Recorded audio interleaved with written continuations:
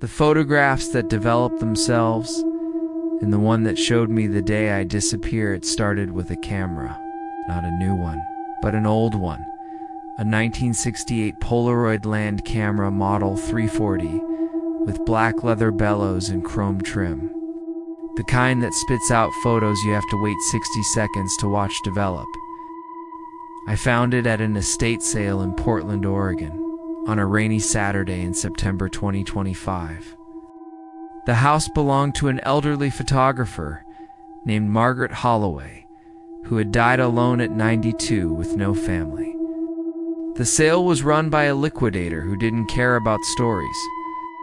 The camera was in a shoebox with 20 unopened packs of Type 100 film expired in 1981. The price tag was $40. I bought it on impulse because I collect old cameras I like the ritual, the weight. I took it home and loaded a pack that night. The film still worked. Colors were muted, edges soft, perfect vintage look. I took test shots around my apartment, my cat on the windowsill, my coffee mug, a selfie in the mirror. I waited the 60 seconds and shook the prints like we did in the old days. They developed beautifully. I pinned them to a corkboard above my desk and went to bed.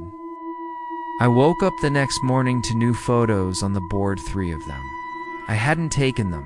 First was my bedroom from the corner ceiling, taken while I slept, mouth open, one arm hanging off the bed, a timestamp on the bottom border, 3:17 a.m. The second was the hallway outside my apartment door from the inside.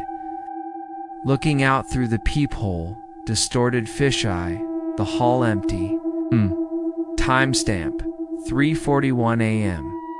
The third was me standing in the kitchen in the dark, holding the camera, pointing it at the fridge, eyes wide, mouth open like I was screaming, but I had been asleep.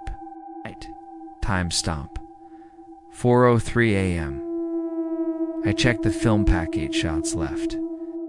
I had taken 3 the night before, so 5 were missing, but only 3 new prints. I searched the apartment. Nothing. No forced entry. Doors locked, windows closed. I told myself someone had hacked the camera, some Bluetooth prank. I put it in a drawer, locked the drawer, slept with the lights on. The next morning, the drawer was open, the camera on the desk, film pack empty. The corkboard was covered 20 new photos, all taken while I slept, all from impossible angles, inside closed drawers. Behind the refrigerator, from the ceiling fan blades, one from inside my closet with the door closed and clothes hanging in front.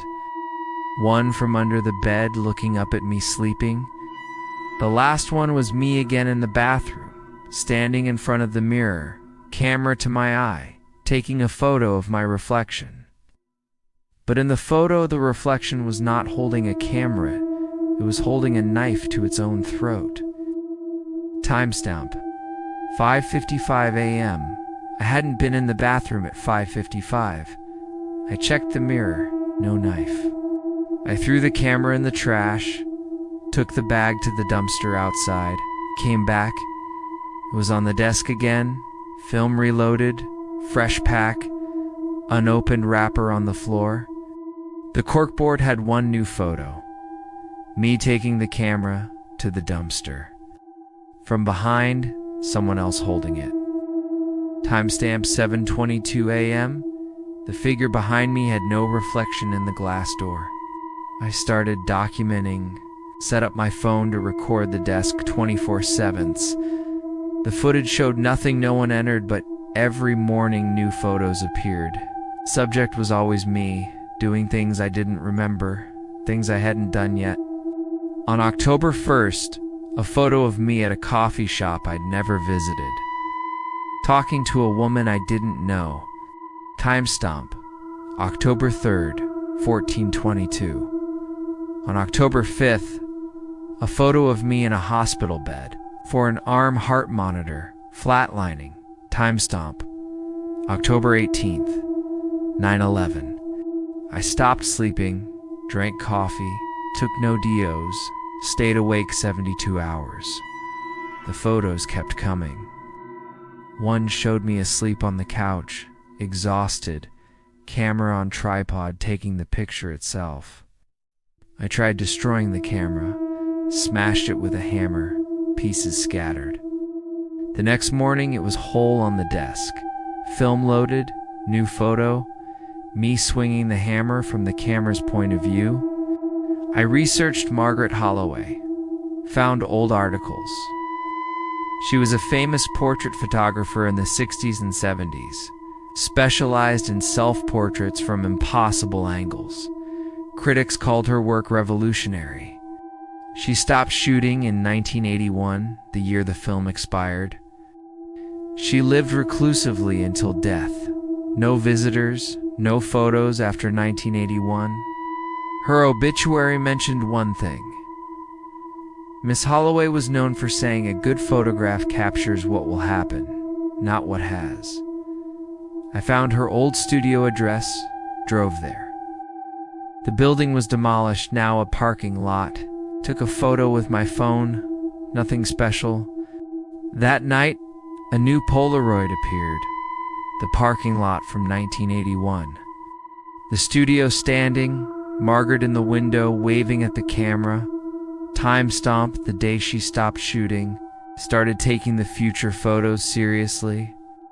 I avoided the coffee shop on October 3rd, stayed home, no photo appeared of it. The hospital one worried me. October 18th. I scheduled a full physical for October 10th blood work. Heart check, everything perfect. October 18th came, no hospital, but a new photo appeared. Me in a different hospital, different bed, different date, November 2nd. The camera was adapting. I tried giving it away, left it on a park bench. It was back by evening. New photo. Me leaving it on the bench, from the bench's point of view. I tried burying it, dug a hole in the backyard, deep, covered it. Next morning the hole was filled. Camera on the desk. New photo. Me digging the hole at night, from below looking up. I stopped fighting, started asking questions, held the camera and spoke to it. Who are you? Next morning a photo. Margaret Holloway in her studio, young, holding the same camera, smiling at me. What do you want? Photo. Me holding the camera, asking the question from the mirror. Why me? Photo. My apartment from the ceiling, hundreds of Polaroids pinned everywhere. All of me, from birth to death.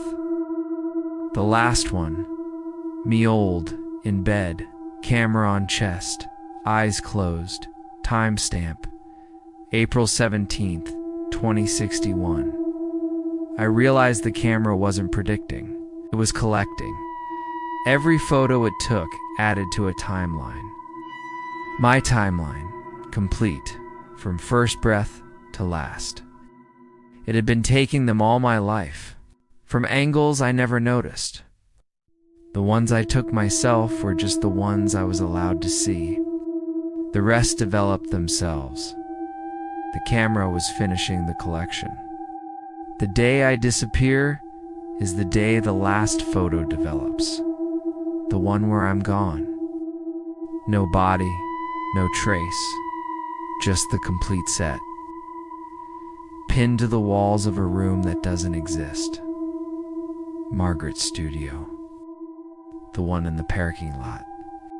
The one the camera remembers. I stopped taking photos. The camera started taking more. Every hour, every minute. Close-ups of my eyes, my hands, my heartbeat visible in my neck. The last pack of film is almost empty. One shot left. The camera is on the desk, pointed at me, waiting. I know what the final photo will be.